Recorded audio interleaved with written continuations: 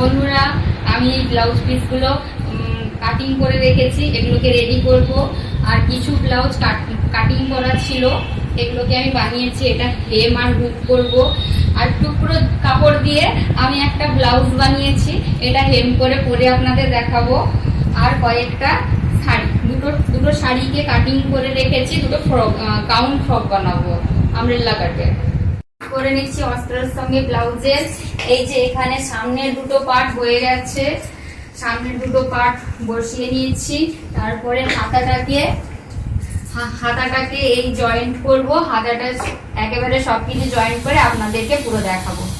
এবারে জয়েন্ট করা হয়ে গেছে, এখন আমি হেম শুরু করেছি।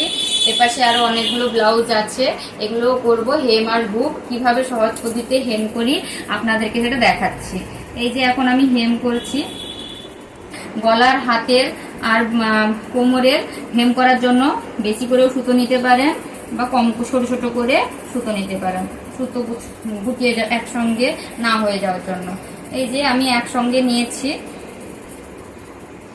হেমের মাঝখানে প্যাঁচ দিয়ে দিতে হবে, না হলে হেম যদি খুলে যায় কোনো কারণে তাহলে একেবারে পুরোটাই খুলে যেতে পারে। সেটা যাতে না খুলে যায় তার জন্য আমরা মাঝে মাঝে একটা করে গিঁটও দিয়ে দিব। হেমগুলো করা হয়ে গেছে, আমার হেম করা হয়ে গেছে। এবারে ফিতার সাহায্যে আমি মেপে নেব 2 সেন্টিমিটার করে। 2 সেন্টিমিটার বাদে বাদে 5টা হুক আমি বসিয়ে নেব।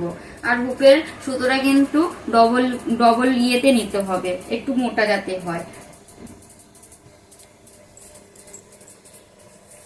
এই যে আমি হুকগুলোকে এইভাবে সুতোর সাহায্যে আটকে নিচ্ছি।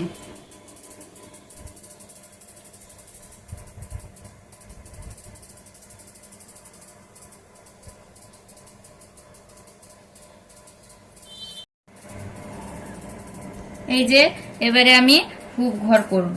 হুকটা তো বসিয়ে নিয়েছি, কিভাবে বসালাম দেখালাম। এবারে আমি হুক ঘরটা তৈরি করছি। এই যে সুতোটাকে প্রথমে 2 থেকে 3 বার এরকম করে নেব।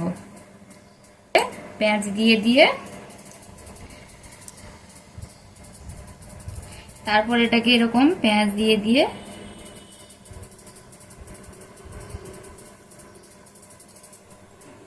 প্যাঁচ দিচ্ছি।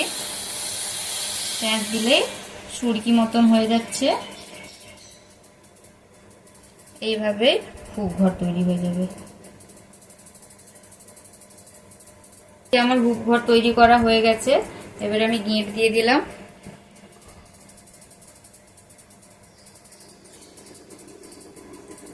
এই যে একটা হুক আর হুক ঘর আমার কিন্তু লাগানো কমপ্লিট হয়ে গেল।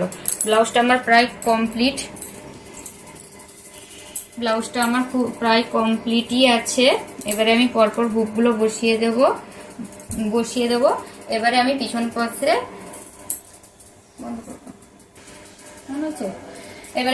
পাশে ফিতা বসাবো। ফিতা বসানোর জন্য এখানে আমি কাঁধ থেকে মেপে নেব 2 থেকে 2.5 মিটার। 2 থেকে 2.5 মিটার আমি এখানে 2.5 মিটারে লাগাচ্ছি। এই যে ফিতাটা এরকম ভাবে নিয়ে নিলাম।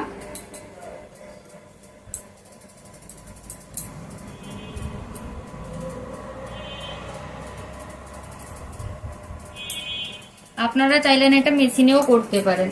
আমি হাতে করছি, হাতে করলে সুবিধা হয়, মেশিনে করলে কখন খুলে যেতে পারে।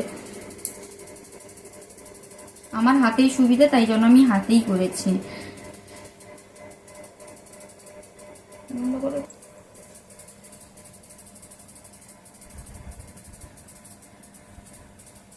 এই যে আমার এক পাশে দড়ি বসানো শেষ হয়ে গেল, গিঁট দিয়ে দিলাম। এবারে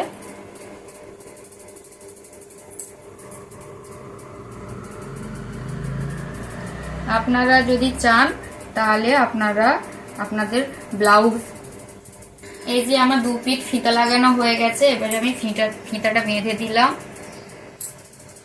ব্লাউজের ডিজাইনটা পেছনের ব্যাক পিঠটা দেখে নিন আপনারা। ব্যাক পিঠটা লাভ সাইন হয়েছে, উল্টো লাভ হয়েছে। এই যে পেছনের দিকটা, এটাকে এবারে মেশিনে ফিটিংস করব। আমার হেম হুক করা হয়ে গেল। আপনার সামনের গলাটা ভি আছে। আপনাদের যদি এরকম ব্লাউজ শাড়ি ফলস পিকো বা শাড়িতে পাড় ডিজাইন করতে চান তাহলে আমাকে ফলো করুন, কমেন্ট করুন, লাইক করুন এবং শেয়ার করুন ভিডিওটাকে। সবকিছু রেডি হয়ে গেছে, এবারে একে একে করে দেখাবো ব্লাউজ গুলো। এই যে এটা হচ্ছে ব্লাউজের ডিজাইন, এটা হচ্ছে সামনের পার্ট, এটা হচ্ছে ব্যাক সাইড, মন্দিরের মতন ঢেউ খেলানো আর দুটো ফিতে দেওয়া, আর এটা সাইডে হুক, ডিজাইনটাকে সুন্দর রাখার জন্য সাইডে হুক। উল্টো লাভ করেছি, এই যে লাভ সাইন, আর এটা সামনে ভিসে, সামনে এটা ভিসে। হাতাগুলো কিন্তু সিম্পল গ্লাভস হাতা, আর এটা সামনেও বক্স পিছনে বক্স, আর এটা সামনেও বক্স কাটিং।